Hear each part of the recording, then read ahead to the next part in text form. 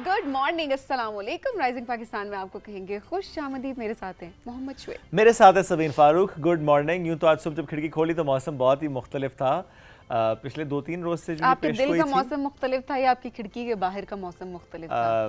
दिल अब के ये मौसम थोड़ा के सा लिए मुझे खिड़की का खोलना ज़रूरी नहीं था, लेकिन बहरहाल ओके। उसका इम्पैक्ट मेरे दिल पे होता ज़रूर है। नहीं, मैं वैसे मेरे ऊपर बहुत इम्पैक्ट होता है खिड़की खोलने के बाद। इट्स बिकॉज हाँ। जो मौसम होता है वो मेरे मूड पे डायरेक्टली उसका इम्पैक्ट होता है, मेरे मूड बहुत पे भी ज़्यादा। होता है, लेकिन अगर मौसम अच्छा हो और जॉब करना चाह रहे हैं, अगर आप वॉक करना चाह रहे हैं, अगर आप ट्रेल पे जाना चाह रहे हैं, अगर आप कुछ देर को बस वैसे ही खिड़की से बाहर देखना चाह रहे हैं और नहीं देख पा रहे, दैट मीन्स कि फिर दिल का मौसम तो ख़राब हो जाएगा। आपको जो काम करना है वो करने जाएंगे। बहरहाल अल्लाह करे जो अब बारिशों का ये स्पेल है, ये बहुत रहमतों भरा स्पेल हो, अल्लाह सबको महफूज रखे। आज प्रोग्राम के आगाज़ में मैं बात करनी है, जो हम बात करते हैं ना गुर्बत के ख़ात्मे की, पॉवर्टी एलिवेशन की हम बात करते हैं। जो भी कॉम्प्रोमाइज़ या for that matter marginalize community की बात हम कर लें, जो बहुत ज़्यादा ऑलरेडी डिस्टर्ब होते हैं, या अगर हम सिर्फ ऐसे अफराद की बात करें, ऐसी फैमिलीज़ की बात करें जिनको खासे मसाइल का सामना होता है फाइनेंशियली। अब ऐसे में सबसे ज़्यादा डिस्टर्ब, यूँ तो हर चीज़ डिस्टर्ब होती है, लेकिन for me education is something जो कि बहुत डिस्टर्ब होती है। बच्चों के हवाले से हम देखते हैं कि बच्चे तालीम हासिल नहीं कर पा रहे होते उस तरीके से। बिलखुसूस हम देखते हैं कि जो बच्चियां हैं वो तालीम उस तरह से हासिल नहीं कर पा रही होती। सो तालीम के मैदान में जिस तरह से हम वज़ाइफ़ की बात करते हैं, जिस तरह से हम उनको सपोर्ट करने की बात करते हैं, ऐसे में बेनज़ीर इनकम सपोर्ट प्रोग्राम की आज हम थोड़ी सी बात कर लेते हैं कि जो तालीमी वज़ाइफ़ उन्होंने बच्चियों के लिए मख्तस किया और बच्चियों को दिए, उसका कितना इम्पैक्ट आया। तो सभी 4 दिन पहले जो रिज़ल्ट आया मुल्तान का, हम वो सब डिस्कस भी कर रहे थे कि वहाँ पर जो बच्ची ने टॉप किया है, उस बच्ची के आए हैं 1164 मार्क्स आउट ऑफ 1200। माशाल्लाह से टॉप किया मुल्तान बोर्ड में, और ये उस फैमिली से जिसको बेनज़ीर इनकम सपोर्ट प्रोग्राम का ताउन भी हासिल था, इसको तालीमी वज़ाइफ दिए जा रहे थे। और फिर जो थर्ड पोजीशन है वो है मोमिना फ़ातिमा की। फर्स्ट है मरियम बीबी की and third is Momina Fatima, जिनके आए हैं 1139 नंबर। और ये भी वो बच्ची जिनके ख़ानदान को सपोर्ट किया जा रहा था तालीमी वज़ाइफ के थ्रू। क्या बात है। और देखिए ये बुरी बात है ना, हम कहते हैं ना कि बस थोड़ी सी सपोर्ट की ज़रूरत होती है। सपोर्ट क्या, जो उनका हक है उनको दिया जाए हर तरीके से। ये वज़ाइफ भी इन बच्चियों का हक है जो इनको मिल रहा है। लेकिन ये बड़ी अच्छी बात है कि हक मिल तो रहा है, और एट द सेम टाइम ये बच्चियाँ प्रूव भी कर रही हैं कि अगर हम पे इन्वेस्ट किया जा रहा है तो हमें टैलेंट भी है जो कि निखर के सामने आएगा। तो ये बड़ी पॉजिटिव सी चीज़ हमारे सामने आती है कि जब आपको नज़र आता है कि टैलेंट है हमारी बच्चियों में, आप राइट जो कैंडिडेट्स हैं उनका इंतखाब करते हैं ताकि सही जगह पर पैसा लग रहा हो और उनका हक उनको दिया जाता है, और उसके बाद वो बच्चियाँ आगे एक्सेल कर रही होती हैं। और हमारी बच्चियाँ वैसे ही जब आगे जाती हैं तो हमें वैसी बड़ी खुशी होती है। मैनी कंग्रेचुलेशंस, और बाकी मैनेजमेंट को भी, और at the same time in लड़कियों को भी और इनके घर वालों को। एब्सोल्युटली। कल इत्तेफाक हुआ सभी इनके बेनज़ीर इनकम सपोर्ट प्रोग्राम चूँकि विजिट था, सेनेटर साहिबा जो चेयरपर्सन भी हैं रुबीना खालिद साहिबा बेनज़ीर इनकम सपोर्ट प्रोग्राम की, वो शी वाज़ वेरी हैप्पी। और उनसे डिस्कस हुआ तो उन्होंने बताया कि एक और प्रोग्राम अब स्टार्ट किया जा रहा है इन पाकिस्तान, बहुत जल्दी इसको रोल आउट किया जाएगा। That is skill based program. अब बेनज़ीर इनकम सपोर्ट प्रोग्राम के थ्रू जितने भी हुनर हैं उस पर काम किया जा रहा है, जो कि पाकिस्तान या इंटरनेशनल रिक्वायरमेंट है उसकी, ताकि पाकिस्तान का जो ह्यूमन रिसोर्स है उसको हम बेहतर तौर पर प्लेस करवा सके, जहाँ पर उनको फिर अच्छी आमदनी मिले। क्योंकि अक्सर इस पर क्रिटिसिज्म होता है इस प्रोग्राम के कि आपका एग्जिट प्लान क्या है। अक्सर ये बात होती है कि आप तो लोगों को भिखारी बना रहे हैं। जिस पर उन्होंने कहा भी कि देखिए ये इनकम सपोर्ट प्रोग्राम है, इसमें हम एक सपोर्ट दे रहे होते हैं जब जहाँ पे लो इनकम क्लास होती है, प्लस अब स्किल के थ्रू उनको ट्रेन किया जाना कि वो स्किल अपना हासिल करने के बाद जो भी रिक्वायर्ड स्किल है मार्केट की, जो जॉब रिक्वायरमेंट हो सकती है, उसके बाद वो अपना रोजगार कमा सकेंगे। ममालिक में भी ऐसे ही होता है कि सपोर्ट दी जा रही होती है, और वहाँ पर जब दी जा रही होती है तो हम बड़े अप्रिशिएट कर रहे होते हैं। देखिए जी फलाने मुल्क में तो वो सपोर्ट दी जा रही होती है, उन लोगों को कुछ करना नहीं होता, डिजर्विंग जो हैं उनको पैसे मिल रहे होते हैं, सपोर्ट मिल रही होती है। पर अपने मुल्क में जब ऐसा कुछ हो रहा होता है तो हम क्रिटिसिज्म की तरफ पहले जा रहे होते हैं कि जी क्रिटिसाइज़ कर लिया जाए, किसी ना किसी तरह से कोई नेगेटिव पहलू उसका उठा लिया जाए और उस पर डिस्कशन शुरू कर दी जाए, और जो मेन उसका एसेंस है उसको कहीं ना कहीं किल कर दिया जाता है, उस पर बात नहीं की जा रही होती कि उससे फ़वाइद कितने हो रहे हैं। तो ये बड़ी पॉजिटिव सी चीज़ है जो कि हमारे सामने आई है, तो हमने सोचा कि आज आप लोगों से भी साथ साथ ज़रूर शेयर करें, सो दैट आप लोगों तक मालूमात जो है वो पहुंच सके कि हुकूमत किस हद तक क्या चीज़ें आप लोगों के लिए लेकर आ रही है। एब्सोल्युटली। ब्रेक की तरफ बढ़ना है हमें, ब्रेक से वापस आएंगे तो आज भी बड़े इंपॉर्टेंट मौज़ूआत है जिसमें हमें करनी है बात। कुछ एक मौसम का जो इम्पैक्ट हम सब पे हो रहा है, बिलखुसूस छोटे छोटे बच्चों पे हो रहा है, इससे पहले सेगमेंट का आगाज़ करेंगे। Stay with us, this is rising Pakistan.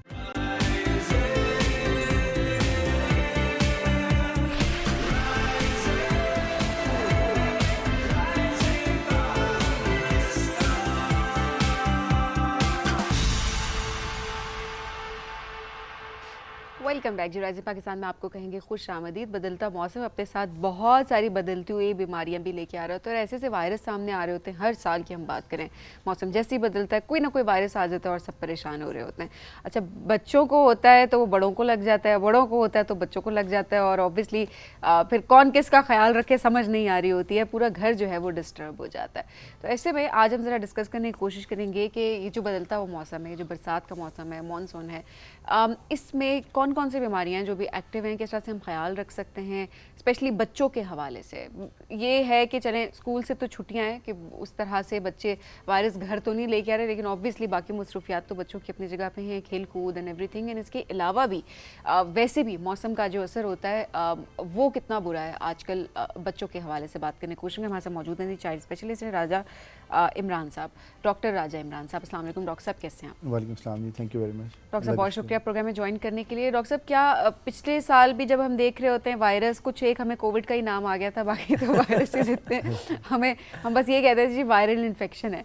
सो क्या बदलते मौसम के साथ बदलते हुए वायरसेस भी हैं अभी इस मौसम में इस साल? जो वायरसेस हैं वो तकरीबन स्ट्रेंथ तो चेंज होती रहती हैं, लेकिन ऑलमोस्ट जो सीजनल स्ट्रेंथ हैं वो सेम ही रहती हैं। अच्छा, आजकल जैसे बरसात का मौसम है, बारिशें बहुत ज़्यादा हैं, तो ज़्यादा आपको आजकल स्किन के प्रॉब्लम बहुत ज़्यादा बच्चों में नज़र आते हैं। जल्दी जो बीमारी वायरल इश्यूज ज़्यादा नज़र आ रहे हैं या कि बैक्टीरियल नहीं, वायरल हमेशा बच्चों में हमेशा याद रखें कि वायरल ज़्यादा होते हैं। ओके, बच्चों में बैक्टीरियल इलनेसेस को लेस देन 10% होती हैं। अच्छा, ज़्यादा वायरल हो रहा होता है। 90% they are almost viral. 90% viral infections हैं और हम दे 90% एंटीबायोटिक्स रहे हैं। हाँ, ये डायलेमा है अनफॉर्चुनेटली।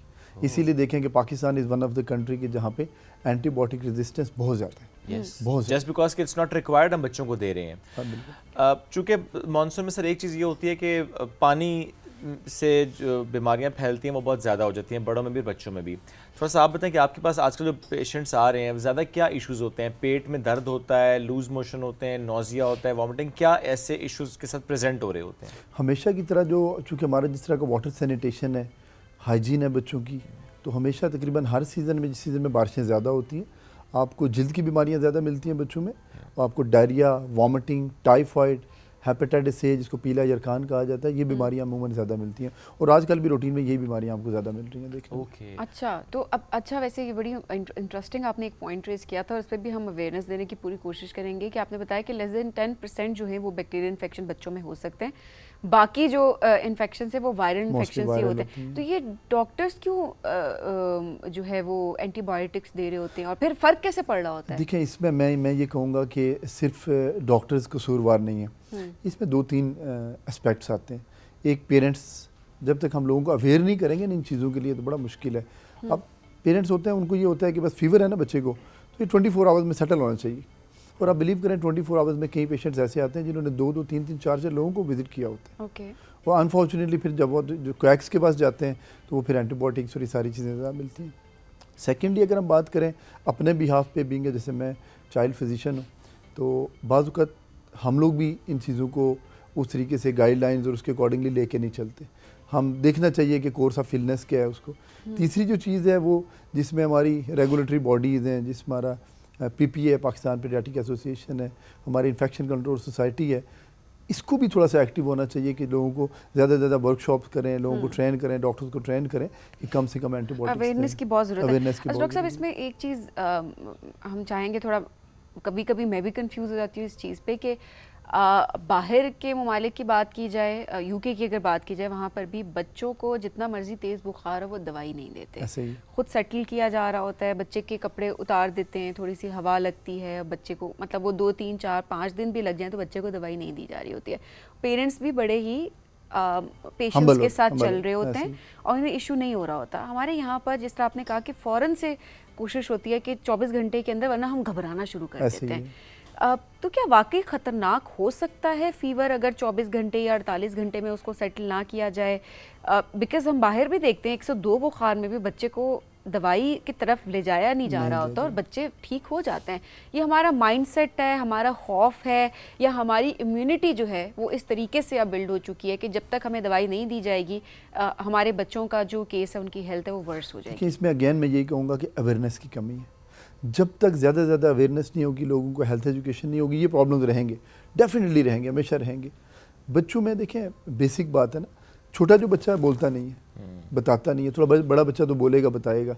लेट्स सपोज आपके पास एक 9 मंथ्स का बच्चा आता है हाई ग्रेड फीवर के साथ, तो ये तो टोटल मेरे स्किल्स हैं कि मैं उसको गेस करूं कि क्या चीज़ें देखनी है। फीवर कोई प्रॉब्लम नहीं होता, fever is not a disease, हम बेसिकली फीवर को एज अ डिजीज़ ट्रीट करना शुरू कर देते हैं। मेरे लिए बीइंग अ फिजिशियन 2 चीज़ें इंपॉर्टेंट हैं। एक, मैं ये देखूं कोई चीज़ मिस ना करूं जिससे बच्चे को नुकसान हो, जिसकी आप बात करें। सेकेंडली, पेरेंट्स को ये चीज़ इंश्योर कर लो कि ये 3-4 डेंजर साइंस हैं, अगर इसमें से कोई साइन हो तो आपको पैनिक होने की, वरी होने की ज़रूरत है।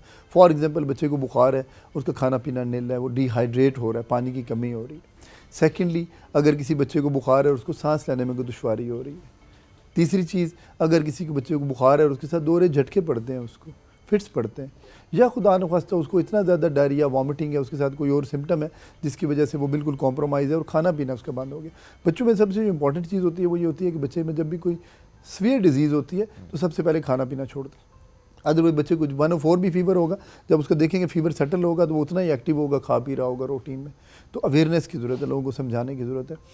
दूसरी जो इंपॉर्टेंट चीज़ है वो जितना हम एजुकेट करेंगे पेरेंट्स को, उतना वो हमारे साथ, मैंने देखा मेरे पेशेंट बहुत कोऑपरेट करते हैं। आप बिलीव करें कि वो डे 4, डे 5 पे भी डेली आके दिखाते हैं कि 4 दिन पहले दिखाया था, बुखार ठीक नहीं हो रहा, मैं उनको कहता हूँ जी कुछ नहीं है, सब ठीक है। उसमें जब मैं इंश्योर करता हूँ उनको तो वो सेटिस्फाई होकर घर जाते हैं और वही पैरासीटामोल रूटीन की, आइबुप्रोफिन और रूटीन की जो बुखार की दवाइयाँ वो देते हैं। और इसमें अगेन आपको ये कहूँगा कि ज़्यादातर वायरल इन्फेक्शन हैं। आजकल हम हर साल ना बीमारियाँ चेंज होती हैं, स्ट्रेन चेंज होती हैं। आजकल हम एक फीवर देख रहे हैं जो 5 to 7 डेज सेटल नहीं होता। अच्छा, 102, 103 फीवर रहता है। रीजन क्या? Without any reason, reason viral ही है, सिंपल वायरल इन्फेक्शन होते हैं। अच्छा, मीजल्स अगर हम बात करें, खसरा एक बहुत कॉमन बीमारी है हमारे यहाँ, क्योंकि वैक्सीनेशन लोग नहीं करते।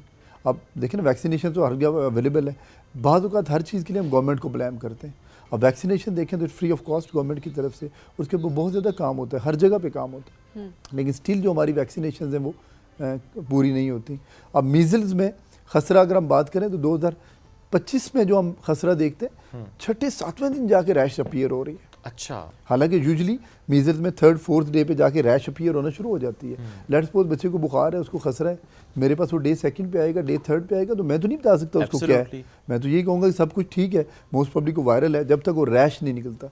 अब नॉर्मली लिटरेचर बुक्स ये कहती हैं कि 3rd-4th डे रैश निकलता है, आजकल 7वें-8वें दिन जाके रैश निकल रहा है। जस्ट बिकॉज कि वो जो नॉर्मल ईपीआई प्रोग्राम है, जो वैक्सीनेशन का प्रोग्राम होता है, वो हम नहीं फॉलो कर रहे, फॉलो नहीं करते, वैक्सीनेशंस नहीं करते। हालांकि स्कूल वाले नॉर्मली एडमिशन भी नहीं देते वो जब तक आप ईपीआई कार्ड वहाँ सबमिट नहीं करते, बट स्टिल अगर अभी भी हम लोग वैक्सीनेशन की तरफ नहीं जा रहे तो I don't know where are we heading to. लेकिन क्या इसमें ये राय भी, जो सबीन ने भी सवाल किया ना कि बाहर नहीं देते, हमारे यहाँ देते हैं, क्योंकि हमारे यहाँ एक बड़ा कॉमन सेंटेंस हम इस्तेमाल करते हैं, यार वहाँ के जो बग है ना वो ज़रा कमज़ोर है, यहाँ ताकतवर बग्स हैं, यहाँ का बैक्टीरिया वायरस बड़ा ताकतवर है, यहाँ इन्फेक्शन होगा तो यहाँ पे आपको एंटीबायोटिक्स लेनी पड़ेंगी। जी, ऐसा कुछ नहीं है। ओके, ऐसा कुछ नहीं है। अगेन इसमें अवेयरनेस की ज़रूरत है। जब तक हम उन पेरेंट्स को ये समझाएंगे नहीं कि आप इसको एंटीबायोटिक ना दें और इसका नुकसान क्या है। अब देखिए ना, दुनिया में इस वक्त जो काम हो रहा है और वरी है, वो 2050 की जो वरी है वो ये है कि एंटीबायोटिक रेजिस्टेंट हो जाए। यस, और फिर कोई एंटीबायोटिक आपके पास मजीद होगी नहीं, ऑलरेडी हम नहीं करेगी। जिस लेवल पे एंटीबायोटिक्स बना चुके हैं उसके बाद आई डोंट नो क्या बनेगा। लेकिन इसमें सर एक बात और भी है ना, ये राय होती है कि अच्छा एक दिन बुखार हुआ, 2 दिन हुआ, आप 1-2 दिन तो पेरेंट्स कंट्रोल चलो कर लेते हैं, हम ज़रा हेस्ट भी है हमारे अंदर, फिर हम कहते हैं नहीं बस डॉक्टर साहब एंटीबायोटिक स्टार्ट कराएं। अच्छा, या तो हम खुद से फोर्स करते हैं, हम खुद से डॉक्टर बन के ना स्टार्ट करा भी देते हैं, स्टार्ट कराते हैं, बच्चा ठीक होना शुरू हो जाता है। अब इसमें एक बात ये होती है कि नहीं जी, वायरल ने अपना टाइम ले लिया है, वो तो वैसे ही सेटल हो रहा था, तो आपने एंटीबायोटिक दी, आपको लगा ये कि एंटीबायोटिक से, हाँ, लेकिन समटाइम्स वाकई बिल्कुल नहीं ठीक हो रहा था। आप कई दिन इंतजार इसी बुनियाद पे करते हैं कि नहीं इट्स वायरल, नहीं देनी एंटीबायोटिक, लेकिन जब नहीं ठीक होता, कई दिन गुजर जाते हैं, फिर एंटीबायोटिक देनी पड़ती है, फिर ठीक होता भी है। वो क्या वाकई फिर वो बैक्टीरियल इन्फेक्शन नहीं होता जो ठीक होता है? सर, इसमें जो इंपॉर्टेंट है वो ये है ना कि देखें, कोई भी फीवर है अगर 3 to 5 डेज से ज़्यादा रन कर रहे हैं, तो बीइंग अ फिजिशियन मुझे उसको देखने की ज़रूरत है कि मैं क्या सोच रहा हूँ, क्या हो सकता है। ज़्यादा से ज़्यादा अगर मुझे बहुत डाउट है तो जहाँ हम बहुत सारे पैसे हर चीज़ पे लगाते हैं, आपको ब्लड टेस्ट कर लें, आप उसको इन्वेस्टिगेट कर लें। वेरी ट्रू, ठीक है। और प्रैक्टिकली किया भी यही जाता है कि वंस यू स्टार्ट एंटीबायोटिक तो आपको एविडेंस बेस्ड उसको एंटीबायोटिक दें। बिल्कुल सही। मतलब मैं अगर आपको दुनिया की बताऊं और अपनी प्रैक्टिस की बताऊं और गाइडलाइंस की बताऊं, तो मेरा ख्याल है मेरे पास जो पेशेंट्स आते हैं लेस देन 5 to 7% है जिनको एंटीबायोटिक की जरूरत पड़ती है। ओके। अब सारे बीमार बच्चे ही आते हैं, सेहतमंद तो बहुत कम आते हैं, एब्सोल्युटली। क्योंकि हमारे रूटीन की जो ओनली 10% होंगे जिनको बैक्टीरियल इन्फेक्शन होगा, बाकी सबको वायरल इन्फेक्शन ही हो रहा होता है। सर ऐसे में थोड़ा सा बताएं, जो बिल्कुल छोटे बच्चे होते हैं, आपने खुद 9 महीने के बच्चे की बात भी किया, छोटे बच्चे साल के अंदर अंदर बच्चे जो अभी नहीं बता पा रहे, यू कांट जज के एक्चुअली इशू क्या है, उनके किन सिम्टम्स से किस तरफ मामला जाता नज़र आता है, क्या उनके ऐसे रिएक्शंस होते हैं, जैसे आपने कहा दूध भी नहीं पिएगा बच्चा फॉर एग्जांपल, थोड़ा सा बताएं कि बच्चा क्या करता है जिससे अंदाज़ा होता है कि अच्छा ये गड़बड़ हो सकती है। देखिए, अब अगर हम बात करें ना, सीजनल प्रॉब्लम्स हैं, जैसे बच्चों में 3-4 छोटे बच्चों में 3-4 बीमारियां कॉमन हैं, चेस्ट के गले के प्रॉब्लम्स, इन्फेक्शंस, पेट के इन्फेक्शंस। अगर बच्चे को 10 साल है और उसके साथ बुखार हो रहा है, लेकिन हम देखते हैं कि बच्चा निमकोल पी रहा है, थोड़ा बहुत दूध पी रहा है, जब बुखार उतरता है थोड़ा एक्टिव हो जाता है, फिर हमें वरी होने की ज़रूरत नहीं है। बुखार के लिए हम उसको पैरास्टामोल दें, 2-3 दिन इंतजार करें। अगर हम देखते हैं खांसी नज़ला ज़ुकाम है लेकिन उसके साथ सांस की दुश्वारी नहीं है, तो जब दवाइयाँ नहीं होती थी लोग तब भी ठीक होते थे। सेफ़ रेमेडीज़ पे रखें, जैसे कि बात हुई पहले कि दुनिया में दवाइयाँ नहीं देती, सेफ़ रेमेडीज़ पे रखें। हम तो देखें ना, 6 महीने के बच्चे को भी एलर्जी की दवाई भी दे रहे होते हैं, खांसी की शरबत भी दे रहे होते हैं, सेफ़ रेमेडीज़ दें। हमारे पास तो देसी टोटके भी इतने हैं, और वाकई जो घर के अंदर चीज़ें मौजूद होती हैं उनमें बहुत शिफा होती है। बिल्कुल बड़ी अच्छी चीज़ है कि आप घर में जिस तरह कावा बना के दिया जा रहा होता है और इस तरह से बाकी चीज़ें, तो वो बच्चों को बहुत इफेक्टिव है, बहुत इफेक्टिव भी होता है। या अगर बच्चा बहुत छोटा तो चूंकि वो मदर फीड पे, तो फिर वो मदर ऐसे टोटके कर रही होती है जिससे फिर बच्चे में जाता है, बिकॉज हम डायरेक्टली मेडिसिन बच्चों को नहीं देते, नहीं देनी चाहिए प्लीज।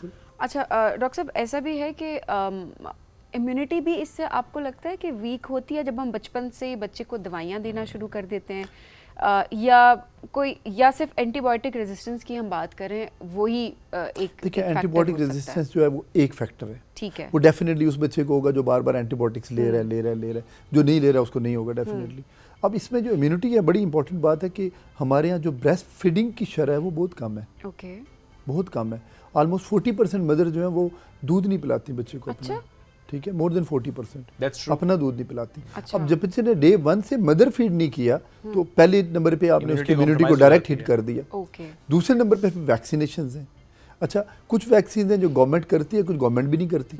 जैसे कि इस प्रोग्राम के थ्रू हम गवर्नमेंट को भी थोड़ा रिक्वेस्ट करें कि आप देखें, हेपेटाइटिस ए हमारे यहाँ बहुत कॉमन है, हेपेटाइटिस की वैक्सीन गवर्नमेंट नहीं करती। चिकन पॉक्स इतना ज़्यादा है, कॉमन बीमारी है, चिकन पॉक्स की वैक्सीन नहीं होती। हेपेटाइटिस की तो ऐड हो गई है ना, अब रिसेंटली ऐड हुई है, टाइफाइड की ऐड हुई है, गर्दन तोड़ बुखार की वैक्सीन है, ये वो वैक्सीन। अच्छा, वैक्सीनेशन जब लोग नहीं कराएंगे फिर डेफिनेटली वो इम्यूनिटी वीक होगी। लेकिन मेरा मकसद ये पूछने का, हम यही कह रहे होते ना कि बहुत ज़्यादा दवाइयाँ जिन बच्चों को बचपन में दी जा रही होती है, वो एंटीबायोटिक्स हो या फिर एंटी एलर्जी, कोई भी दवाइयाँ आप जब बहुत ज़्यादा दे रहे होते हैं तो बच्चा उसकी ग्रोथ पे इफेक्ट हो रहा होता है। जैसे जैसे वो बड़ा हो रहा है उसकी इम्यूनिटी जो है वो डेफिनेटली ऐसा होता है। डेफिनेटली ओके, तो उसके बाद वो ठीक नहीं होगा। डेफिनेटली फर्क पड़ता है। देखिए ना, एक बच्चा है जिसको दवाई की जरूरत नहीं है, मैंने 1, 2, 3 दफ़ा दवाई दी है, चौथी दफ़ा तो वो असर ही नहीं करेगी ना।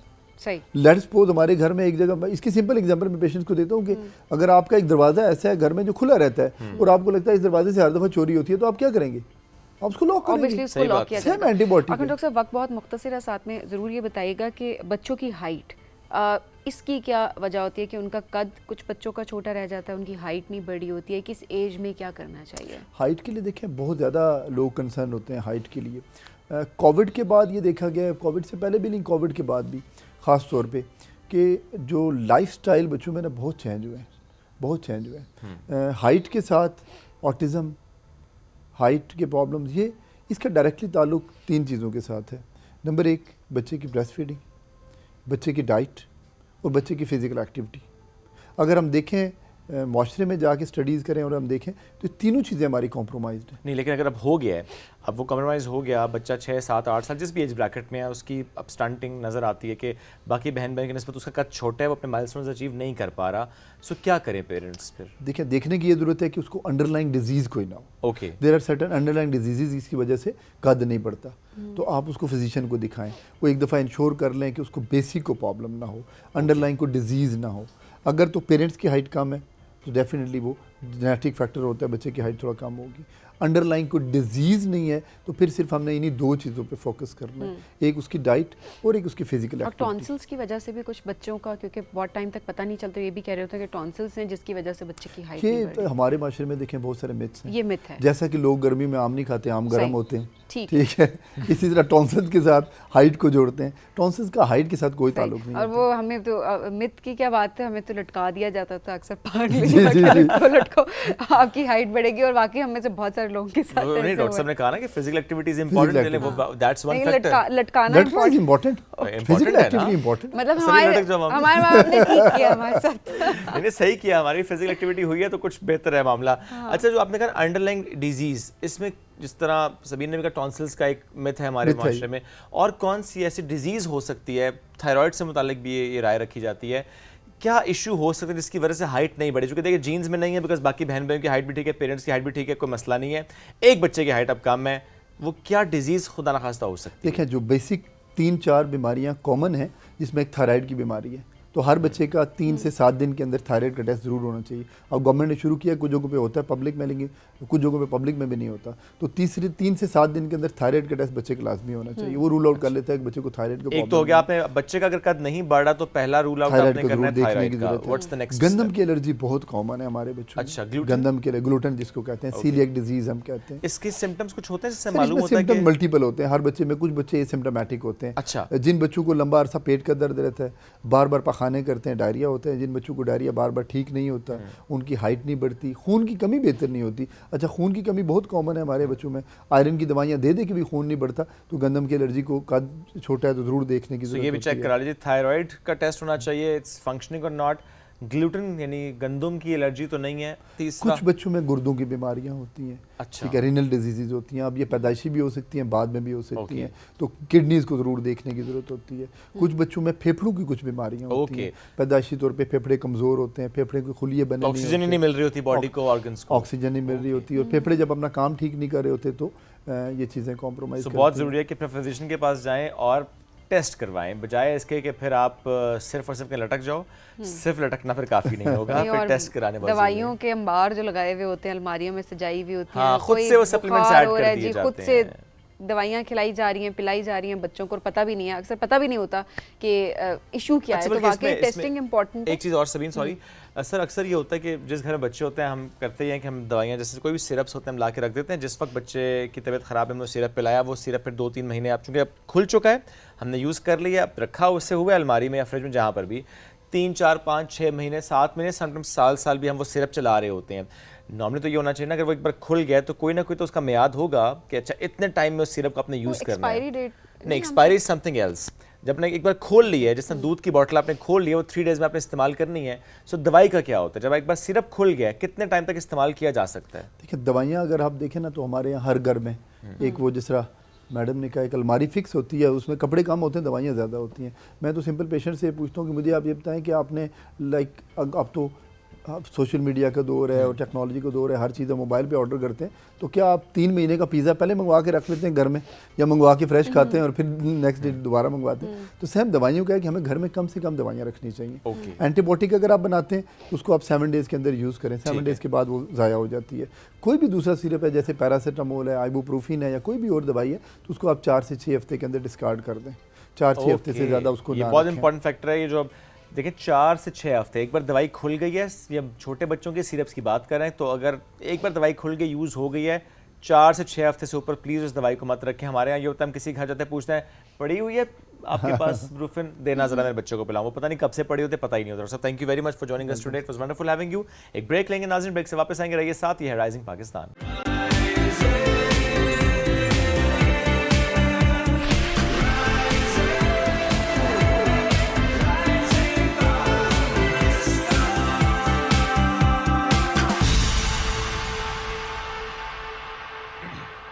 Welcome back. राइजिंग पाकिस्तान में एक बार फिर कहते हैं खुश आमदीद। क्या वाकई ऐसा होता है कि हमारी सुबह या हमारी पहली सोच या हमारा पहला काम, हमारा पहला कदम ये डिसाइड करता है कि बाकी का सारा दिन, बाकी का सारा वक्त और बाकी का सारा सफ़र कैसा गुजरेगा? आज इस मौजू पे भी बात करेंगे। इसके साथ साथ हम चूँकि बहुत कॉमन देखते हैं अपने माशरे में, जो कि depression, anxiety, stress, sometimes it's not anxiety, लेकिन हमने वो टर्म्स इतनी इस्तेमाल करना शुरू कर दें कि हम उन टर्म्स का ज़्यादातर हमें मिसयूज पता भी भी नहीं कर होता रहे क्या होते हम हैं। कहते हैं हमें डिप्रेशन हो गया, हमें पता भी नहीं है कि डिप्रेशन वो किस स्टेज पे है हमें पता ही नहीं, बट हम वो टर्म्स Exactly. यूज़ कर रहे होते हैं। सो कैसे एक माइंड साइंस एक्सपर्ट इन चीज़ों को देखते हैं, कैसे वो इनको ट्रीट करते हैं, इनको मैनेज करना सिखाते हैं। आपकी ज़िंदगी में अगर कोई ऐसी गिरह लग गई है आपके जहन में, उसे खोलते कैसे हैं? सो एक ऐसी mind science expert NLP practitioner आज हमें ज्वाइन कर चुकी हैं, UAE से वो आई हैं, नासिया शाबान उनका नाम है, उनको वेलकम करते हैं। अस्सलाम वालेकुम जी, कैसी हैं आप? वालेकुम अस्सलाम, मैं ठीक हूँ, आप खैरियत से? अल्हम्दुलिल्लाह बिल्कुल ठीक ठाक, ग्रेट टू हैव यू। 6 साल से प्रैक्टिस कर रही हैं। जी, किस तरह के लोग आपसे मदद हासिल करते हैं, जिनको आप सपोर्ट करती हैं, उनको गाइड करती हैं? मोस्टली डिप्रेशन में होते हैं लोग, एंजाइटी में होते हैं, किसी गिल्ट में रह रहे होते हैं, ओके। इमोशंस पे उनको कंट्रोल नहीं हो रहा होता, और ओवर थिंकिंग बहुत ज़्यादा होती है उनकी, और फ्यूचर के बारे में बहुत डाउट्स होते हैं उनके अंदर। तो इस तरह के तमाम लोग आते हैं मेरे पास। What do you do then? क्या करती हैं ऐसा आप उस सेशन में? ऐसा क्या होता है कि जिनकी वजह से वो थोड़ा सा बेहतर फील करते हैं? ये ऐसा है जैसे अनियन प्याज होता है ना, हम उसकी लेयर्स को उतारते जाएं, एक एक लेयर प्याज की उतरती है, तो बिल्कुल इसी तरह से लेयर बाय लेयर मैं उनके साथ काम करती हूँ। पहले उनकी सोच के ऊपर काम करती हूँ उनके साथ, फिर उनके जज्बात, इमोशंस, किसी में एंगर बहुत ज़्यादा है, किसी में गिल्ट है, किसी में सैडनेस है, उदासी बहुत है, इन सब पे लेयर बाय लेयर काम करती हूँ। उसके बाद उनके अंदर कुछ इनर कॉन्फ्लिक्ट चल रहा है, मैंने ऐसा क्यों किया था, मुझे ऐसा नहीं करना चाहिए था, अब मैं ये करूं या वो करूं, मुझसे बहुत बड़ी गलती हो गई, इस तरह की चीज़ में रह रहे होते हैं। तो इससे उनको निकालती हूँ, इसमें उनकी मदद करती हूँ।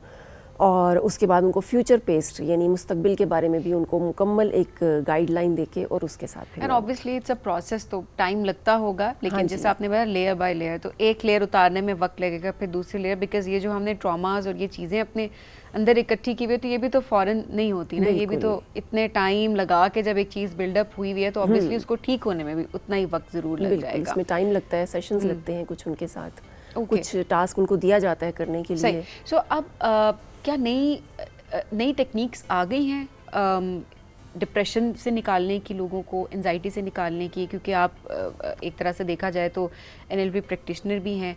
क्या किस तरह से प्रैक्टिस की जाती है कि नई चीज़ों से, अब दौर जिस तरह से बदलता जा रहा है, उसकी सपोर्ट से लोगों को एंजाइटी, डिप्रेशन, गिल्ट, उनका इलाज किया जाए?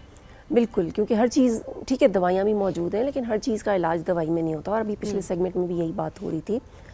तो हम अपने माइंड पर बहुत सारा काम कर सकते हैं। हमारा माइंड बिल्कुल एक बच्चे की तरह है, और जिस तरह हम इसको ट्रेन करें ये उसी तरह ट्रेन होता है। ओके। ठीक है, जैसे हम स्टार्ट में ड्राइविंग करते हैं तो हम बहुत डरे हुए होते हैं, और एक एक चीज़ को गाड़ी में गौर से देखते हैं। फिर जब चलाना शुरू करते हैं तो साथ वाले को कहते हैं खामोश, चुप चुप, मुझे अभी ट्रैफिक ज़्यादा हो रही है।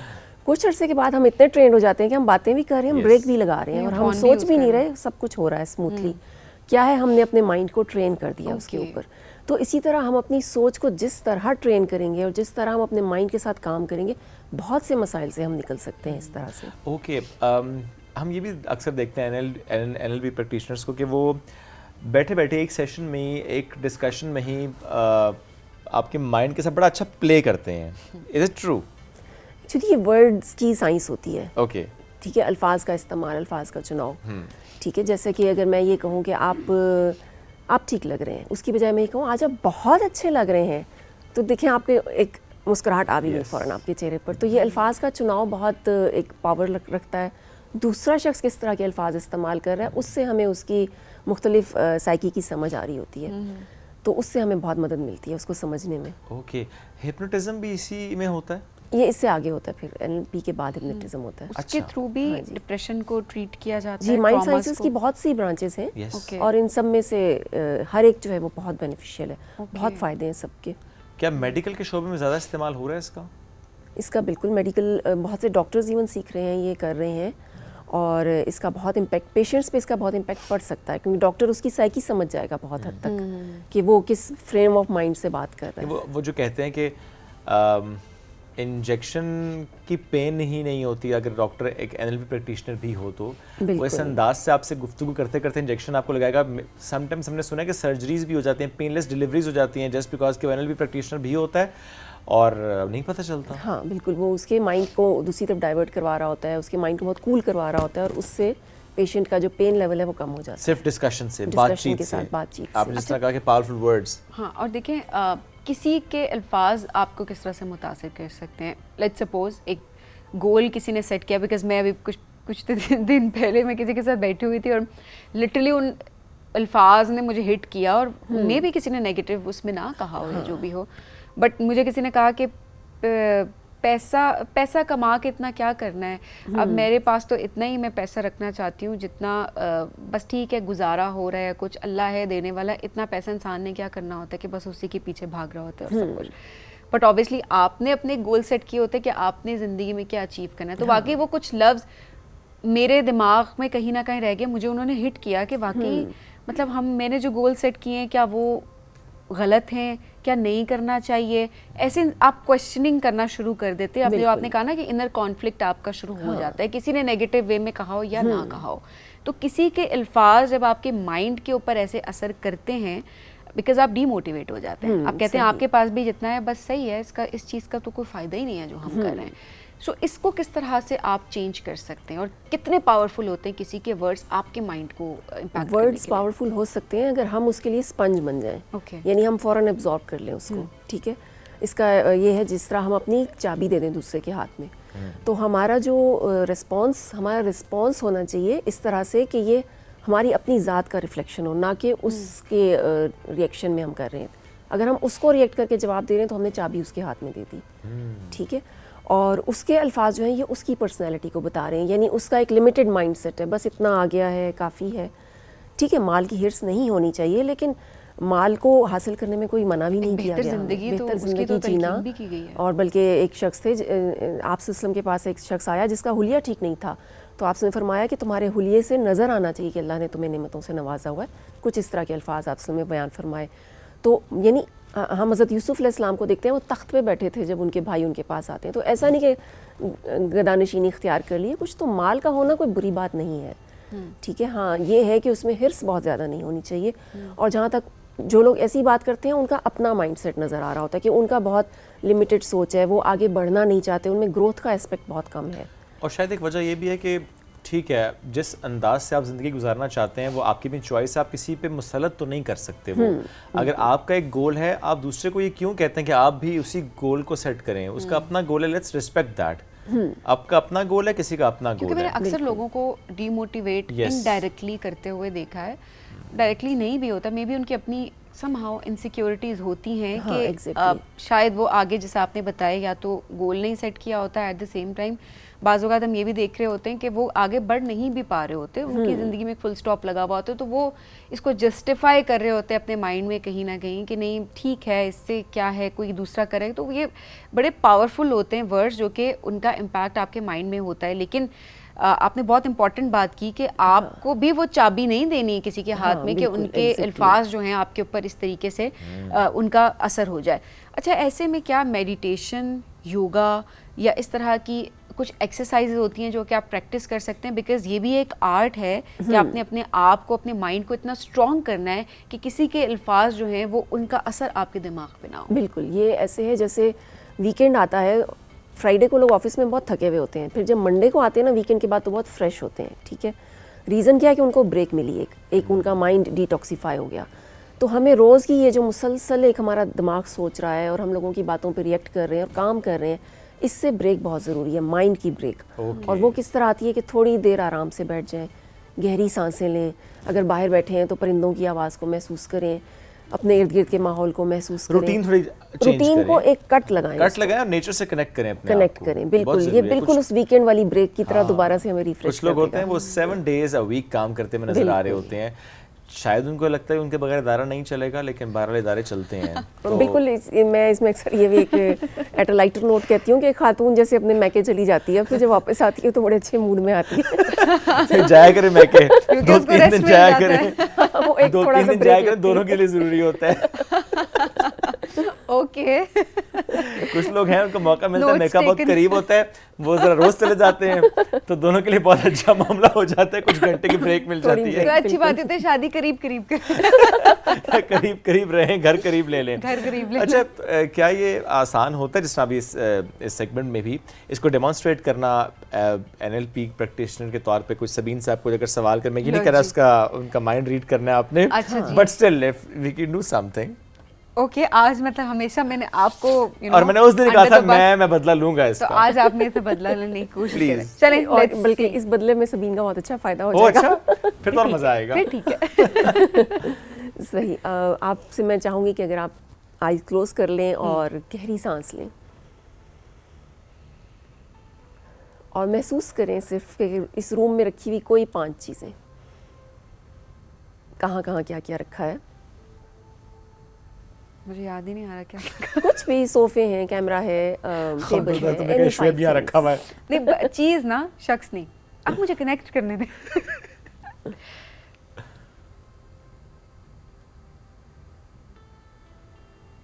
इसके बाद फिर आप एक गहरी सांस लें और आपको क्या चीज़ टच करी, आपके जूते हैं, लिबास है, सोफ़ा है, नोटबुक है आपके हाथ में, कोई 4 चीज़ें जो आपको टच करी हैं।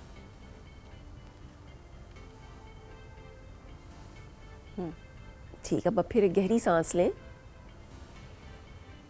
कोई आवाज़ें जो आप सुन सकती हैं अपने इर्द गिर्द, मेरी भी हो सकती है, कोई हल्की सी कुछ आ रही है बैकग्राउंड से कुछ। ठीक, फिर एक गहरी सांस लें और खुशबू महसूस करें जो इस वक्त आप महसूस कर सकती हैं। कुछ आ ही नहीं रहा। कोई माजी से कोई अच्छी सी खुशबू, कोई खुशबू खाने की या परफ्यूम की, वो महसूस कर लें। इसके बाद मुंह में जो टेस्ट आ रहा है, अगर कोई टेस्ट नहीं आ रहा तो जो लास्ट खाना खाया उसकी शुक्रगुजारी। अब लंबी सांस लें और आँख खोलें। इसने आपको डिस्कनेक्ट किया, हमारी इस सारी गुफ्तगू जो टॉपिक चल रहा था उससे डिस्कनेक्ट करके आपके अंदर, आपकी नेगेटिविटी तरफ, से। बिल्कुल आपकी तरफ इसको लेके गई मैं। नहीं, डिस्कशन नेगेटिविटी थी। नहीं, हम नेगेटिव थे यहाँ पे। कहने का चाह रही थी तुम, मुझे बताओ तुम जरा। नेगेटिव थॉट्स की बात करूं आए तो वो क्यों थे? ब्लॉक हो जाते हैं। नेगेटिव आए क्यों Somehow थे? चल रही होती है ना, तो वो आपकी, वो सही बात कर रही हैं कि वो थॉट्स आपकी बेसिकली ब्लॉक हो जाती हैं बिकॉज आपका फोकस डाइवर्ट हो जाता है। सो मेरा फोकस डाइवर्ट हो गया। तो ये शौहर अपनी बीवी के साथ रोजाना कर सकते हैं? ये दोनों को मिलके करना चाहिए क्योंकि ये हमारे 5 सेंसेस को तेज करता है, जो वासे खमसा है हमारे 5। ट्रस्ट मी, जब आप आंखें, लिटरली जब मैंने आंखें खोली हैं तो वो एक बड़े सुकून के साथ आपकी आंख खुली है। ये बड़ी बड़ी अच्छी एक प्रैक्टिस है। फायदा हो गया मेरा। इससे हमें अपने जज्बात पे कंट्रोल आता है क्योंकि ये हवासे खमसा हमारे काबू में आते हैं। और आप फोकस करना सीख रहे हो। फोकस करना इससे स्पेशली जो सीखते हैं। ओवर थिंकिंग जब आप करते हैं और आपका हाइपर एक्टिव माइंड होता है ना, आपको समझ नहीं आ रही, ये भी थॉट, इधर से भी सुनना, मल्टीटास्किंग आप कर रहे हैं, तो आप थोड़ी देर के लिए आप फोकस कर पा रहे होते हैं, आप एक सुकून की जोन में चले जाते हैं। तो अब आगे शो आप खुद करेंगे कि मुझे तो नींद आ रही है। नहीं, मेरा सवाल था, अगर कोई ऐसा शख्स हो जो थोड़ा लेजी हो रहा हो अपने ऑफिस आवर्स में, प्रोफेशनल लाइफ में, कि मैं आज ये काम नहीं करना चाहता या चाहती, तो क्या ऐसा कोई तरीका भी होता है कि आप उसके माइंड में घुस के उसे कह सके करना है ये काम? एक तो ये होता है कि आई कांटेक्ट करके बात करें। ओके, ठीक है, जितना हम मुझसे किसी ऐसे बात नहीं करनी। जितना आई कांटेक्ट करके हम बात करते हैं, हमारी बात उसके दिल में असर करती है क्योंकि आईज आर द गेटवेज। ठीक है, और दूसरा हम उसके आईज के दरमियान यहाँ पे भी फोकस कर सकते हैं उससे बात करके, और थोड़ा फर्म लहजा हो हमारा, यानी बहुत बेगिंग स्टाइल, बहुत ज़्यादा रिक्वेस्ट करके बात करेंगे तो हो सकता है वो नो। यानी ये नहीं कहना कि सबीन कर लेते हैं, सबीन कर लेते हैं, करना है ये काम आज होगा, ये रिकॉर्डिंग आज होगी। दूसरा ये कि क्वेश्चनिंग स्टाइल में भी उसको कर सकते हैं कि सबीन कर लेते हैं आज ये काम, इट्स गुड। उसमें अक्सर जवाब यस में आ जाता है। हाँ, ये वाली बात आपने दूसरी वाली ठीक है, जो पहली वाली है ना उसमें मामला उस पे तो फौरन इनकार करते कहते उसमें होता है, अब तो अच्छा नहीं हुक्म करना। कैसे दिया मुझे, अब तो नहीं करना। अच्छा, जो सुबह हम सोचते हैं, सोच के जब हम बात कर रहे होते हैं, हम सब उठते हैं, हमें एक फीलिंग आ रही होती है और अक्सर लेथार्जिक फील करें, दिल नहीं करा उठने का, तो जो सुबह की आपकी सोच है, क्या वो भी आपके पूरे दिन को डिफाइन करती है कि आपका दिन कैसे गुजरेगा? हमारा ब्रेन ऑपरेट करता है डिफरेंट फ्रीक्वेंसीज के ऊपर। ठीक है, ज़्यादा मैं साइंस में नहीं जाऊंगी, लेकिन जब हम सो रहे होते हैं तो हमारा ब्रेन बिल्कुल स्लो फ्रीक्वेंसी पे चला जाता है। ओके, तो जब हम उठते हैं तो वो उस स्लो फ्रीक्वेंसी से बाहर आ रहा होता है और वो सब बिल्कुल सॉफ्ट मोड में एक स्पंज की तरह होता है। उस वक्त जो हम सोचते हैं वो पूरे दिन के लिए वो रजिस्टर कर लेता है उस सोच को। ठीक है, अब उठते ही अगर हम ये सोचें कि आज तो बहुत कुछ है करने को, आज तो पता नहीं सब हो पाएगा या नहीं, उसकी बजाय ये सोचें कि आज के दिन में मैं बहुत अच्छा कुछ करने वाला हूँ, या आज के दिन में तो बड़े मज़े के काम है मेरे आगे को। ओके, ठीक है, इस तरह की कुछ सोच। इसका मतलब है सुबह उठ के जो आप पहली रील देख रहे हैं ना, सारा इम्पैक्ट उसका होना है। अच्छी रील देखेंगे तो अच्छा इम्पैक्ट यही मैं कहने लगी थी कि मोबाइल ना देखें तो मोबाइल ना बेहतर देखें है। तो बेहतर है, लेकिन हमारे यहाँ आदत ऐसी हो चुकी है। हाँ, बेहतर है, कुछ देर फ़ोन ना देखें, उठें ज़रा थोड़ा सा, जिस तरह हमने आगाज़ में बात की, विंडो से बाहर देखें, नेचर से कनेक्ट करें अपने आप को, सोचें कि आज दिन अच्छा होने वाला है, हैपनिंग होने वाला है, आप बहुत कुछ करने वाले हैं, एनर्जेटिक रहेंगे आप, तो वाकई उसका एक इम्पैक्ट होगा। अच्छा से ज़रा नाश्ता भी करें तो उसका भी एक इम्पैक्ट आप पे होगा। लेकिन अगर आप फ़ोन देखेंगे, लेज़ी होंगे, मैं आधे घंटे बाद उठता हूँ, तो फिर पूरा दिन आप आधे घंटे बाद ही उठेंगे। अच्छा, इसमें चूँकि जो मियाँ बीवी के हम ताल्लुकात की बात करते हैं, हमने उस पर कहा कि कपल्स काउंसलिंग भी आप करती हैं। अगर कभी ऐसे लगे कि अच्छा दोनों के दरमियान कोई ऐसी बात हो गई है जिसमें एक हाइपर हो रहा है, समा कोई भी डिसएग्रीमेंट जो कि नेचुरल है हो जाता है, उसमें ख़ुद से क्या किया जाए? ज़ाहिर है उस वक्त अगर आप एक NLP प्रैक्टिशनर के पास नहीं जा सकते, खुद से कोई एक्सरसाइज जो कपल दोनों को करनी चाहिए ताकि उस वक्त कोई ऐसा मामला ना हो जो कि ख़राबी की तरफ लेके जाए, क्योंकि बाद में आप ठीक तो हो जाते हैं लेकिन कुछ लफ्ज़ हैं जो हमेशा आपके दिल में रह जाते हैं, फिर आपका ताल्लुक ज़रा स्पॉइल भी हो जाता है। टॉक्सिक तो नहीं मैं स्पॉइल कहूँगा। सो क्या किया जाए उस वक्त? उसमें यह है कि अगर हम ब्लेम करें दूसरे को, उसने ये किया, उसने ऐसा किया, तो फिर हम विक्टिम कार्ड हमारे हाथ में रहेगा, ठीक है, फिर हम अपने आप को ही मजलूम समझते रहेंगे। उसकी बजाय अगर हम ये सोच रखें कि मैं क्या कर सकती हूँ या मैं क्या कर सकता हूँ या मैंने क्या गलत किया, मैं उसकी कहाँ इस्लाह कर सकता हूँ, तो चीज़ें बेहतर हो जाती हैं। मोस्टली कपल्स में ये होता है कि ब्लेम गेम, उंगली यूँ रहती है, जिसकी वजह से दोनों में मसाइल ज़्यादा रहते हैं। और ये ईगो होती है, ईगो भी आ जाती है उसमें। तो रिश्तों में ईगो नहीं होनी हाँ, चाहिए, रिश्तों में इम्पोर्टेंट ईगो नहीं चीज़ है। होनी चाहिए, नहीं, लेकिन ये अगर फॉर एग्जांपल एक शख्स कोई भी उसमें ये नहीं है चीज़ के ब्लेम वाली, वो हमेशा ये सोचता है कि नहीं मैं और बेहतर करने की कोशिश करता हूँ, मैं और बेहतर किस तरीके से कर सकता हूँ, लेकिन आपको ये महसूस होता है, हो सकता है गलत महसूस होता हो कि नहीं अगला जो मेरा पार्टनर है वो ब्लेम गेम से नहीं निकल रहा, तो फिर कैसे हेल्प की जाए? चूँकि हेल्प इसलिए करने चूँकि it's beneficial for both of you. इसमें एक होता है, मैं कहती हूँ एक कैब टेक्निक होती है। कैब ड्राइवर जो होता है ना, जब हम उसको हायर करते हैं वो हमें पीछे ही बिठाएगा, ड्राइवर वो खुद रहेगा, चाहे हम उसको जितने भी पैसे दे रहे हैं, ठीक है। तो हमने कैब ड्राइवर बनना है, यानी कैब क्या है? केयर, अगले इंसान को केयर शो करनी है, ठीक है, उसको अप्रिशिएट करना है, ए फॉर अप्रिशिएशन, अप्रिशिएट करना है उसको, यानी उसकी कोई ना कोई तारीफ़, कपल्स को चाहिए एक दूसरे की कोई ना कोई तारीफ़ ज़रूर किया करें दिन भर में, ठीक है।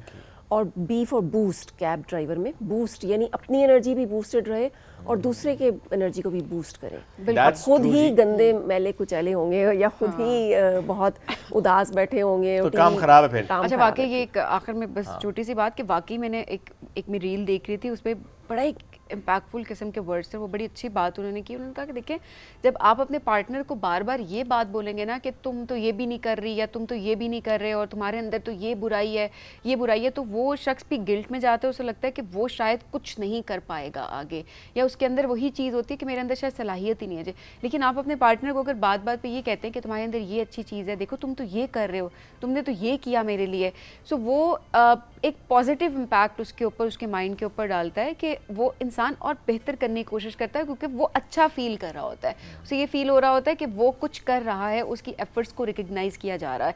सो आप ज़्यादा से ज़्यादा उस टाइम पर करने की कोशिश कर रहे होते, तो ये भी एक बड़ी ज़बरदस्त चीज़ मैंने सुनी थी। तो इसको हम सबको प्रैक्टिस करना चाहिए। ईगो रिश्तों में नहीं होने चाहिए। एट द सेम टाइम जिनका आगाज़ जो है वो बहुत पॉजिटिव होना चाहिए। बहुत शुक्रिया नासिया प्रोग्राम में ज्वाइन करने के लिए, बहुत फ्रूटफुल डिस्कशन आज हमारी रही है। सभी को डिस्कनेक्ट भी किया, डिस्कनेक्ट तो किया है, रिकनेक्ट करें अपने आप को। रिकनेक्ट मैं ऑलरेडी कर चुकी हूँ। हम करेंगे एक ब्रेक के जाने। Stay with us ji.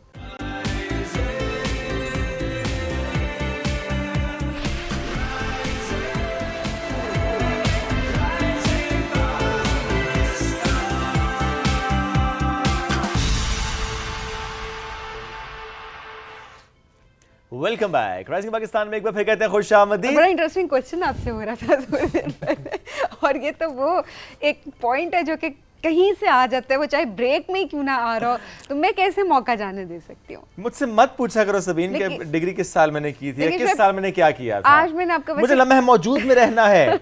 I want to live for the moment. अच्छा, मुझे लगा लम्हा फिक्रिया की बात भी हो सकती है। कतन नहीं। ओके जी, लेकिन अब देखें, हम अब जाके, मतलब मैं अब की जो जनरेशन है, खैर मैं तो अभी की जनरेशन से हूँ, लेकिन फिर भी जो हमसे भी थोड़ी पुरानी जो हमसे भी ज़्यादा जो यंग जनरेशन है, उसकी अगर बात की जाए तो अब बड़ी मोटिवेटेड नज़र आ रही होती है। एज वेज वो नहीं देखते, वो कहते हैं ठीक है जी, हम कर सकते हैं जिस भी एज में कुछ हम करें, हम वेट ना करें कि जी हमारी ग्रेजुएशन कंप्लीट होगी और उसके बाद हम जॉब हंटिंग शुरू करेंगे, अपने शौक पूरे करेंगे, या पढ़ाई के साथ हम कुछ और नहीं कर सकते। कहते नहीं, हम में टैलेंट है, सोशल मीडिया का दौर है, हमारे पास प्लेटफॉर्म है और हमने अपना टैलेंट शोकेस करना है। तो age is just a number. मेरी ये ख्वाहिश है मैं इस दौर में हो, इस दौर में इस जवान दौर का होते होता, जवान तो मैं भी हूँ नहीं, होते इस हैं। दौर चुप करो तुम। मेरा ख्याल है हमें छोड़े, मैं आपको बताऊं कि आज जिस नौजवान ने हमें ज्वाइन किया है, हाँ। He is an amazing person. जिस तरीके से हम उनकी रील्स देख रहे थे, मैं कुछ देर पहले ब्रेक में भी देख रहा था, सिर्फ 6-7 महीनों में माशाल्लाह इंस्टाग्राम पे भी एंड टिकटॉक पे भी उन्होंने बहुत एक बूम हासिल किया है। 2 लाख के करीब उनके फॉलोअर्स इंस्टाग्राम पे और कोई 1.5 लाख के करीब उनके टिकटॉक पे हैं। अच्छा, ये थोड़ा सा ऑपोजिट इसलिए मुझे लगा क्योंकि नॉर्मली टिकटॉक पे हम ज़्यादा फॉलोइंग्स देख रहे होते हैं, बट उन्होंने शायद इंस्टा पे ज़्यादा फोकस किया और है। इंस्टा पे बड़ा मुश्किल होता है, मुश्किल following होता है लाना। और TikTok पे लड़कों के लिए ज़रा comparatively ज़्यादा easy मुश्किल होता है। Let me add this age That's well, not true, हमारे पास बहुत सारे influencers एब्सोल्युटली ट्रू। लड़कों के लिए बहुत मुश्किल होता है, लड़कियों के लिए बहुत आसान होता है। आज उनकी एक रील सुबह-सुबह पे मैंने भी कुछ दिखा रही थी और 1.1 इनके- मिलियन आ जाए तो वो मुझे दिखा रही होती है और मैं कहता हूँ फाइन, मैं क्या कर सकता 1.2 हूँ। Million, okay. चुप करो तुम। मैं बात हसन गुल की कर रहा हूँ, बीबीए कर लेंगे, साथ ही साथ छाए हुए सोशल मीडिया पर। आज हम उनसे आपकी मुलाकात कराते हैं क्योंकि मैं और सबीन इस मामले में बहुत पीछे हैं। और एक कॉम्प्लीमेंट के ये दोनों जो हैं वो एज फेलोज लग रहे हैं। हम हैं हसन age से आपकी fellows, मुलाकात हम age कराते हैं। fellows हैं। अस्सलाम वालेकुम, कैसे हैं हसन? वालेकुम सलाम, अल्हम्दुलिल्लाह, आई एम रियली गुड। आप कैसे हैं? अल्हम्दुलिल्लाह बिल्कुल बिल्कुल ठीक। ठीक हसन ठाक। पढ़ रहे हैं अभी? बिल्कुल, अभी हमारी पढ़ाई चल रही है और यानी आप भी पढ़ रहे हैं। मैं भी पढ़ रहा हूँ। बिल्कुल हम सब जिंदगी हम में पढ़ रहे सीख ही रहे हैं। होते हैं। बिल्कुल, ये हम दोनों ये पढ़ रहे पढ़ाई हैं। चलती रहती है। आप क्या पढ़ रहे हैं? लोगों ये- के दिमाग नहीं देखें, पढ़ाई का सिलसिला चलता रहता है ना। हाँ, चलें, ये बात मेरा भी भी ठीक चल है। हसन, कैसे जर्नी स्टार्ट की? जर्नी मेरी कैसे स्टार्ट हुई है? It was really unpredictable for me, I would say. कोई प्लान नहीं था, but there was always this spark in me जो मुझे कहती रहती थी कि हाँ, कुछ ना कुछ करना ज़रूर है। कैमरे पे कुछ करना है। हाँ, कैमरे में कुछ करना है, कैमरे के अलावा भी, कैमरे के पीछे भी सब कुछ Okay. करना है, कुछ करना ज़रूर है। लेकिन सो आई गेस 6 महीने, if we go back in 6 months पीछे चले जाएं तो कह लें कि मैंने शुरू किया था। Okay. पहले ज़रा थोड़ा सा घबराता था। मेरे ज़रा दोस्त है, बाप थे, कुछ रिश्तेदार होते हैं, तो बंदा सोचता है कि भाई पोस्ट करें ना करें, सही बात। वो क्या सोचेंगे। बट आई गेस जब मैंने उस चीज़ को ज़रा साइड पे रखा और मैंने पोस्टिंग शुरू की तो पीपल लव्ड इट एंड अल्हम्दुलिल्लाह हियर वी आर टुडे। माशाल्लाह। yeah. सो आप फैशन पे भी हम देख रहे हैं आपकी रील्स, लाइफस्टाइल पे आप रील्स देख रहे हैं, बट अदरवाइज भी I mean you are touching every subject actually. Actually thing is कि मैंने ना कंटेंट बनाने से पहले ये सोचा था कि there should be a purpose behind the content. आप वैसे ही कुछ भी लगा दें कैमरे के आगे खड़े होके तो दैट वॉन्ट बी फेयर ना। सो मैंने हमेशा एक चीज़ सोची है कि ऑडियंस की नज़र से अगर आप देखें तो you will get to know a lot better कि आप क्या बना सकते हैं कंटेंट। सो या दैट वाज इट। फिर मैंने सोचा कि व्हाट कैन आई डू जो लोग महसूस भी करें और देखें भी।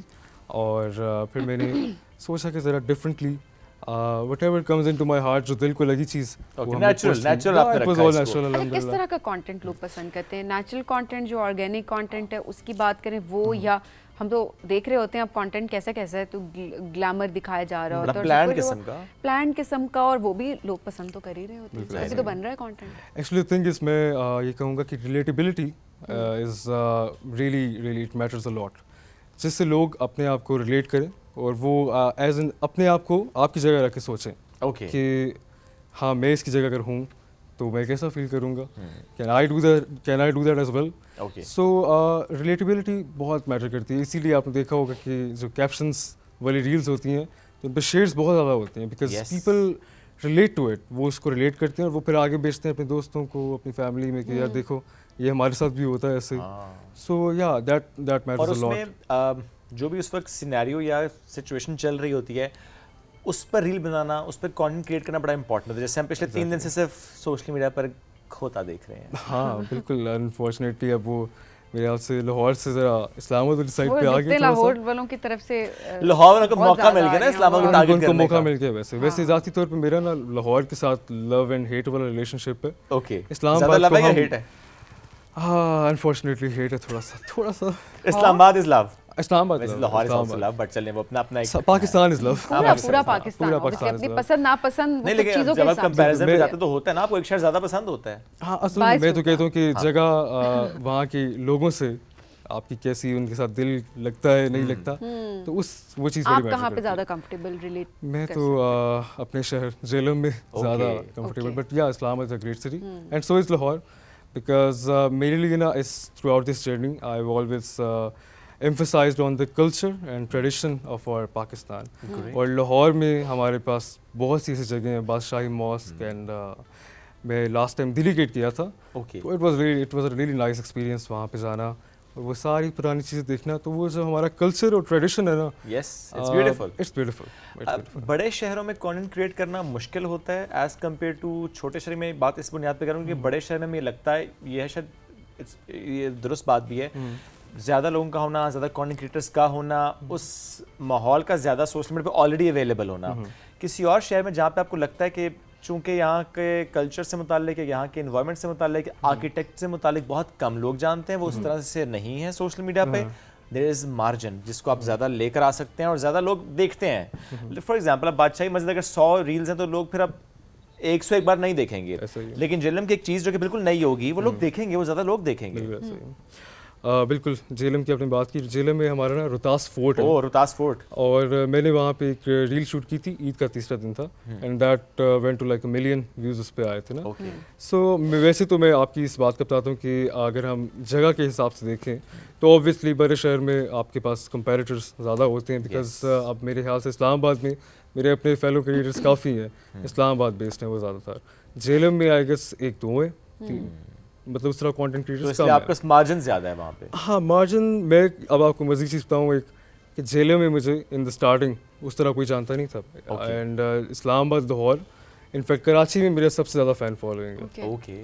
तो मैं कहूँगा कि it's all about the algorithm. यहाँ पे हमारा इंस्टा और टिकटॉक का एल्गोरिथम बड़ा काम करता है कि कहाँ पे आपका कंटेंट जो है वो कहाँ mostly देखा जा रहा है, किस जा एज ब्रैकेट में, किस शहर में और फिर उस लिहाज से आप कंटेंट आपको क्रिएट भी करना करना चाहिए, तो वो पड़ता भी है, एक उस लिहाज से अपलोड करना पड़ता है। तो टाइम- आप टाइम टाइम वेट तो आपने भी इसको पूरा समझा कि अच्छा जो मेरी टारगेट ऑडियंस है वो शायद कराचीइट्स ज़्यादा है या बड़े शहर ज़्यादा है और इस एज ब्रैकेट के हैं और मुझे इस टाइम स्लॉट में ही अपलोड करना है पूरा। आप इसको फोकस करके फॉलो करते हैं? यस एग्जैक्टली, मैंने अपने यहाँ कुछ टाइमिंग्स रखी हुई हैं। That is like the peak time for Pakistan कि हम रात के वक्त काफ़ी फ्री होते हैं, हम स्क्रीन रोल कर रहे होते हैं, रील्स वगैरह स्क्रॉल करते हैं। तो मैंने अपना रखा था कि भाई मैं 8 बजे करीब एक रील लगाया करूँगा ओके, और एक कभी 4 बजे लगा दिया करूँगा। ठीक है। तो या that really did show it's result. Content is all over. Yes. आपका सिर्फ पाकिस्तान नहीं बल्कि मेरे अभी मुझे नेपाल से मैसेज आ रहे होते हैं, कुछ ओके।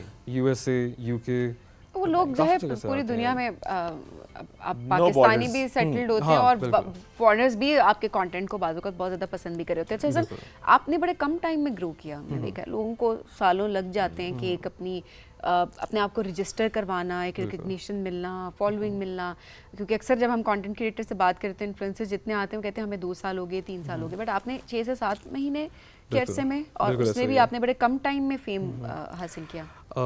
ऑनेस्टली मैं इसमें कहूँगा कि इज़्ज़त और ज़िल्लत तो अल्लाह के हाथ में है बेशक। और मेहनत तो अपनी होती है इंसान की हमेशा, ऐसा ही है।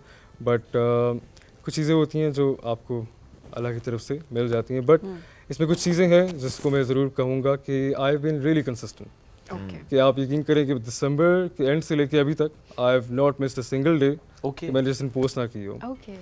सो या consistency played a big role in और अगर रोज आपने एक पोस्ट करना है, दैट मींस कि रोज आपने एक कंटेंट क्रिएट करना है। बिल्कुल। There's a thought process involved, उसकी शूटिंग, उसकी एडिटिंग एंड देन उसको पोस्ट करना, तो it's a whole day process. It's मैं कहता हूँ कि इससे पहले ना मैं Airbnb का काम करता था कुछ। ओके। तो जब मैंने वो छोड़ा, आई थॉट कि कंटेंट क्रिएशन है, it might be easy, but जब मैं इसमें पढ़ा तो मैं अब अपने घर वालों को कहता हूँ अम्मा जी वही ये काम ठीक 9 to 5 जॉब से ज़्यादा मुश्किल काम है। You have to think. मैं बल्कि परसों की बात है कि सुबह 6:50 थे सुबह के, और मैं कंटेंट मेरे दिमाग में चल रहा था कि क्या मैं लिखूँ। तो मैंने तकरीबन 20 आइडियाज़ कंटेंट के लिखे। ओके। सो ये I guess it's something natural in me. मेरे दिमाग में कंटेंट आते रहते हैं, सही। आइडियाज़ आ रहे होते हैं एंड आई एम मेरा ये कि मैं जाना चाहता हूँ शलवार कमीज़ वाला लड़का या शॉल वाला लड़का।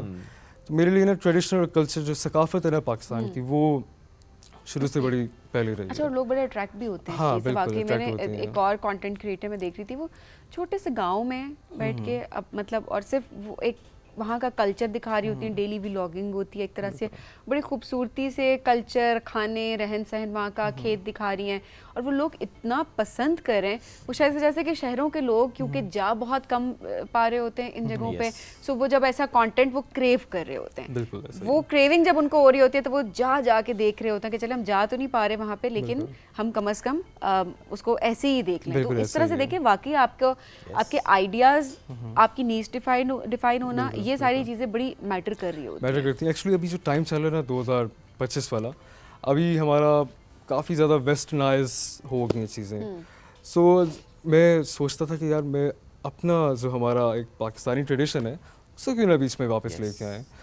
वैसे मेरे अम्मा अब्बा ना मुझे शुरू से कहते हैं कि तुम्हारे अंदर ना किसी बुढ़े की रूह है, ये बचपन से मुझे कहते हैं। मैंने उनकी इस बात को ना काफ़ी दिल पे लिया, तो मैं अब हर चीज़ के अंदर ना मैं कहता हूँ कि 90s 80s के टच में दूँ उस चीज़ के अंदर, और इट्स समथिंग विद इन मैं बस कर देता हूँ। अभी मैंने कल पोस्ट की एक reel, it was completely based on the 90s aesthetics, और 3 घंटे में इट वेंट टू लाइक 200-300 के व्यूज आपके एज के हिसाब से। है। या श्योर।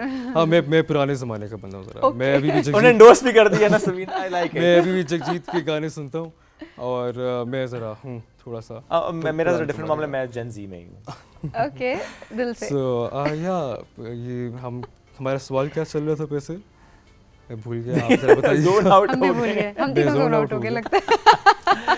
हम तीनों भूल गए सवाल क्या था। अगला सवाल कर लेते हैं आखिर में, जल्दी से हम अगर ये बता दें, वक्त हमारे पास बहुत मुख्तसर है, कि गोल्स क्या सेट किए हैं 2026 तक। क्या ये अचीव करना है कि मेरे इतने फॉलोअर्स होने चाहिए, या फिर और जिंदगी में अपने गोल्स? क्योंकि वरना केपी से आप अवार्ड ले चुके हैं, बिल्कुल। पीएम तक आप पहुंच चुके हैं, तो अब व्हाट्स नेक्स्ट? देखिए मुझे अभी भी याद है कि मैं आज से कुछ साल पीछे चले जाए तो I was a boy with just 200 followers, और मेरा प्राइवेट अकाउंट हुआ करता था, ज़रा शर्माता भी था थोड़ा सा उस वक्त कुछ चीज़ें पोस्ट करने से, बट अल्हम्दुलिल्लाह हियर वी आर, आज हमारे 200 के हो गए in a very short period of time, and it's मैं ये ज़रूर कहूँगा कि it's all thanks to Allah and my parents, उनकी दुआएं, और मेरी ऑडियंस। उन लोगों ने मेरा जितना मुझे जो लेके आए, आई गेस उन्हीं की ये सारी वो है काविश। बाकी आइड से कि मैं आगे अगर 2026 को देखूँ ना, तो मेरा ख्याल से मिलियन दूर नहीं। इंशाल्लाह। सो इंशाल्लाह आई एम लुकिंग फॉरवर्ड कि हम, वो कहते हैं ना sky is the limit, absolutely. So I am gonna go इंशाल्लाह। और इसमें इसके साथ साथ कभी अगर कोई मौका मिलता है, कोई ख्वाहिश है एक्टिंग, ड्रामे, films? Oh yes absolutely, okay. बिल्कुल। मुझे याद है कि मैं जब छोटा था ना, तो मेरे सर मुझे ज़बरदस्ती ड्रामाज और उनके अंदर डाल देते थे, तो वो सारे जो थे ना टीचर्स बाद में कहती है तुम्हारी एक्टिंग बड़ी अच्छी है। ओके। चलिए देखते हैं कि शायद वक्त की बात है, शायद आ जाएंगे ड्रामाज में, तो होपफुली मेरे Let's वैसे see destiny कहाँ लेकर जाती है आप। कमेंट्स आते रहते हैं कि आप कब आएंगे ड्रामा में। Very soon. आप क्या कर वेरी सून? हाँ मैं कहता हूँ जल्द आऊँगा, आप लोग जल्द आइए। इंशाल्लाह जो आपने सोचा है वो आप जरूर अचीव इंशाल्लाह करें। इससे आगे जाएंगे। यंगस्टर्स पढ़ाई के साथ साथ अपने शौक भी पूरे कर रहे होते हैं, फिर उनको रिकग्निशन भी मिल रही होती है, तो हम तो अपने शो पे हम उसको जरूर जो है वो हाईलाइट भी कर रहे होते हैं, बिकॉज़ ये आपका प्लेटफॉर्म है। Thank you so much Hasan, wish you good luck. Thanks so much. एक ब्रेक के जाने, स्टे विद अस।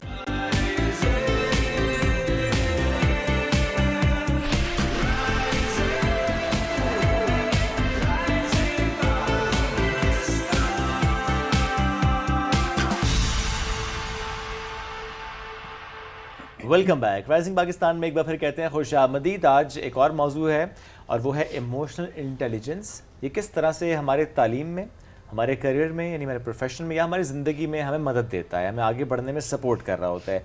तो इस मौजू पे आज हमें बात भी करनी है थोड़ा, ताकि समझा सकें और समझ सकें कि कितनी ज़रूरी है इमोशनल इंटेलिजेंस, कि अगर हम वाकई इमोशनल इंटेलिजेंट होंगे तो वाकई हमारे लिए अच्छा होगा। हमें ज्वाइन किया है एजुकेशन से मरियम ताहिर, अक्सर हमारे साथ मौजूद होती हैं और मुख्तलिफ मौज़ूआत पे हमसे गुफ्तगू कर रही होती हैं। उनको वेलकम करते हैं। अस्सलाम वालेकुम जी, कैसी हैं आप? वालेकुम शुएब, अस्सलाम वालेकुम Sabir, I hope you guys are fine. Thank you so much Mariam for joining us today. Emotional intelligence मैं चाहूँगी कि इस वक्त हमें यंगस्टर्स देख रहे हैं, हमारे बच्चे भी देख रहे हैं, कैसे आप इसको डिफ़ाइन करेंगे आसान अल्फाज में? देखिए बच्चों के लिए आजकल इतनी ज़्यादा बढ़ गई है ना चीज़ें स्ट्रेस कॉज करने के लिए। उनके एकेडमिक्स हो गए, उनके सोशल मीडिया की प्रेजेंस की वजह से, उनके ऊपर सोसाइटल प्रेशर्स हैं, कोई कंपैरिजन होता रहता है, फ़लाँ का ये आ गया तुम्हारा क्या है, ठीक है, ये सारी चीज़ें तो बहुत ज़्यादा है। अब आपने कई बच्चे देखे होंगे वेरी इंटेलिजेंट, IQ हाई है, वो टॉपर्स भी होते हैं अपनी क्लास में, ग्रेड्स भी अच्छे हैं, टॉप यूनिवर्सिटीज़ में पहुँच जाते हैं, जैसी प्रैक्टिकल लाइफ में आते हैं they are not able to cope. Pressure में जैसे ही जाते हैं they are not able to cope. वो सबके फेवरेट नहीं होते, वो ज़्यादा लाइकेबल नहीं होते।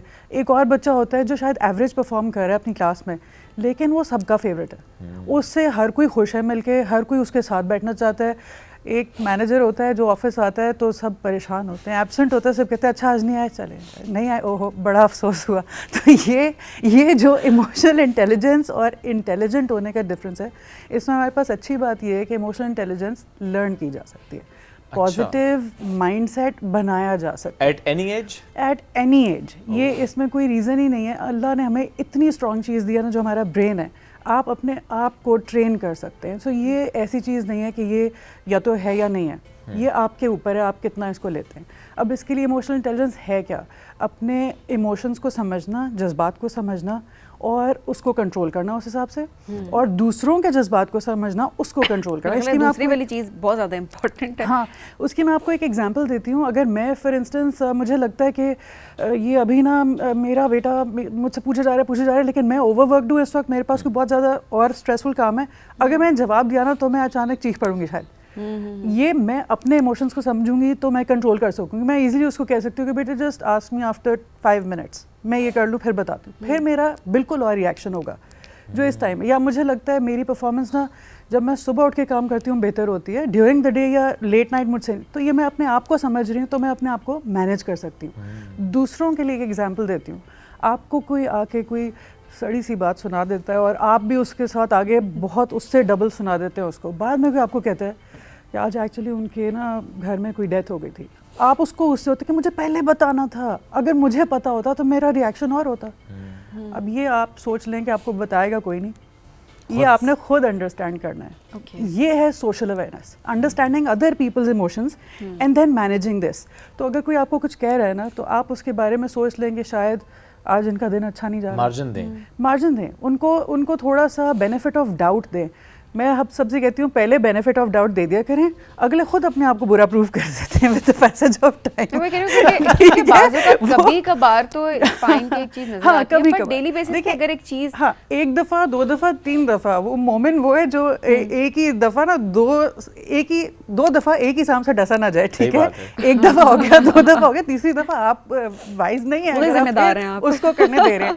ये लोग भी आपने आइडेंटिफाई करने जो हर दफ़ा आपसे मिलते हैं आपकी एनर्जी ड्रेन करके चले जाते हैं। आप बड़े पॉजिटिव एंटर हुए, उन्होंने डिसाइड किया आज इनका मूड तबाह करना है, इनके लिए मैं आपको I was about to ask a tip दें ऐसे लोगों के लिए जो ये लोग आते हैं ग्रुप में आके बैठते हैं, खाने साथ खाते हैं लेकिन आपको ड्रेन करके चले जाते हैं। 2-3 टिप्स देती हूँ उसके लिए। पहली टिप तो ये जिसको मैंने अपने आप में ना लॉल स्ट्रैटेजी का हुआ है, LOL मतलब लाफ आउट लाउड स्ट्रैटेजी। किसी ने आपको बहुत अच्छी लगी, बहुत फारिग है आजकल, आप डिसाइड करें ना तारीफ करनी या बुरा फील कराना है कि ठीक है, सो आप उनको जवाब में सिर्फ निकल जाए, ठीक है।